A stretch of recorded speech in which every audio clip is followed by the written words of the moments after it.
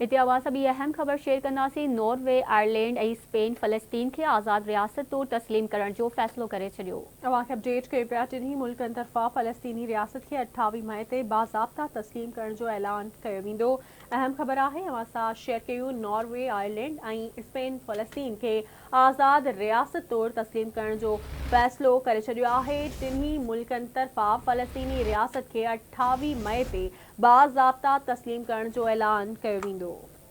अवां सां ख़बर शेयर कंदासीं। नॉर्वे, आयरलैंड ऐं स्पेन फ़लस्तीन खे आज़ाद रियासत तौर तस्लीम करण जो फ़ैसिलो करे छॾियो। टिन्ही मुल्कनि तरफ़ां फ़लस्तीनी रियासत खे 28 मई ते बाज़ाब्ता तस्लीम करण जो ऐलान कयो वेंदो।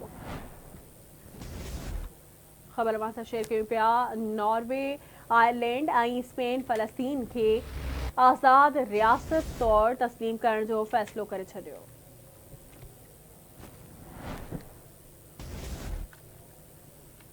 अहम खबर आहे हिकु भेरो ॿीहर अवां सां शेयर कंदासीं। नॉर्वे, आयरलैंड ऐं स्पेन फ़लस्तीन खे आज़ाद रियासत तौर तस्लीम करण जो फ़ैसिलो करे छॾियो आहे। अवां खे अपडेट ॾेई रहिया आहियूं। टिन्ही मुल्कनि तरफ़ां 28 मई ते बाज़ाब्ता तस्लीम करण जो ऐलान कयो वेंदो।